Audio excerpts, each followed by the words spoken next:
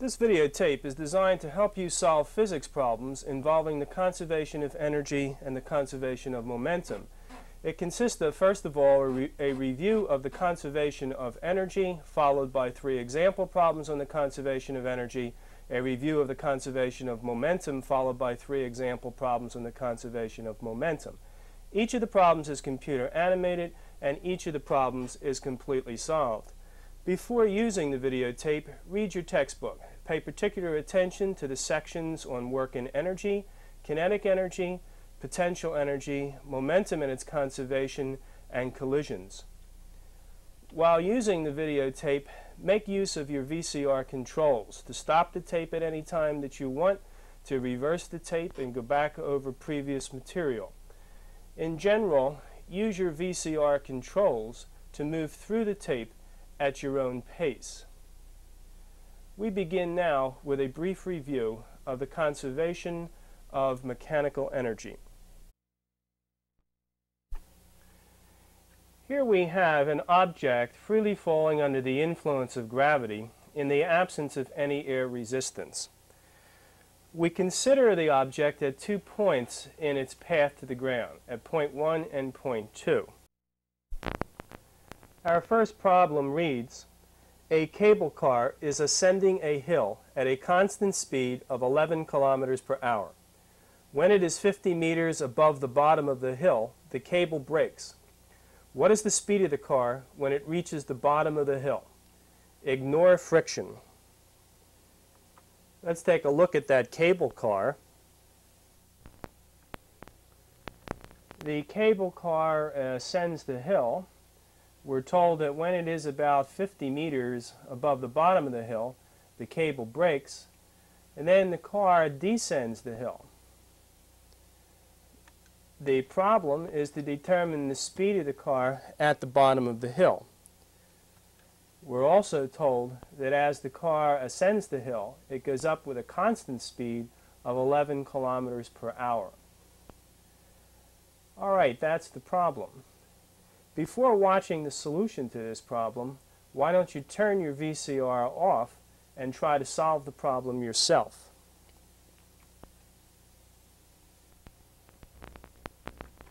Here is a figure of our problem. The cable car at the 50-meter point I have labeled point 1. The cable car is also shown at the bottom of the hill where I've labeled that point 2. We're told that the speed of the car at point 1 is 11 kilometers per hour. Its height above the ground at that point, h1, is 50 meters.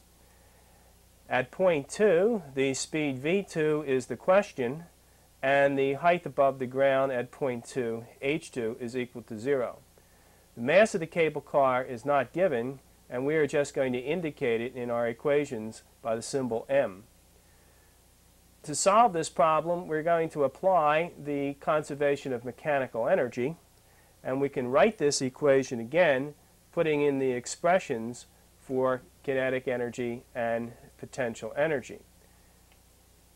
1/2 the mass times v1 squared plus the potential energy m times g times h1 should be equal to 1/2 the mass times v2 squared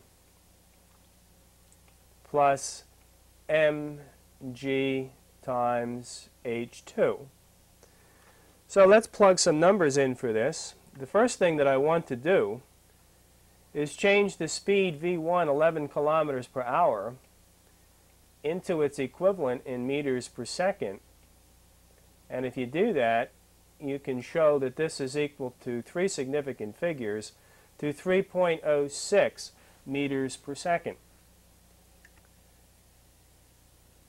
Putting that in for our v1, we have 1/2 m times 3.06 meters per second squared plus m times g, which is 9.8 meters per second times h1, which is 50 meters.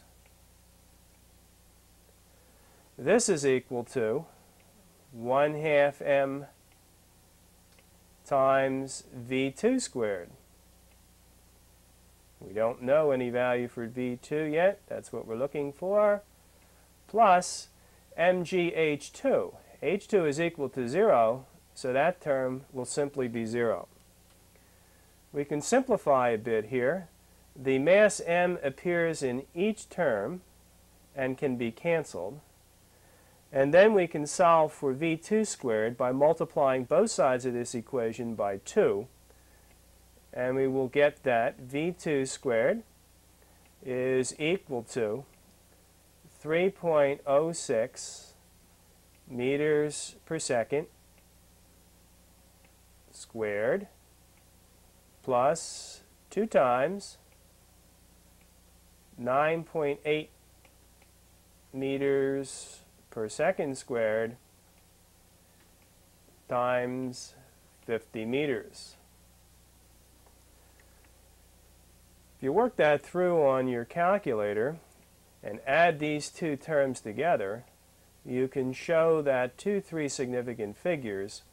This is 989 meters squared per second squared. I find v2 by taking the square root of both sides, and that is 31.5 meters per second. All right, that is the value of v2, the speed of the cable car at the bottom of the hill. That's what we were asked to find, and that then is the solution to problem 1. Let's move on now to problem number 2.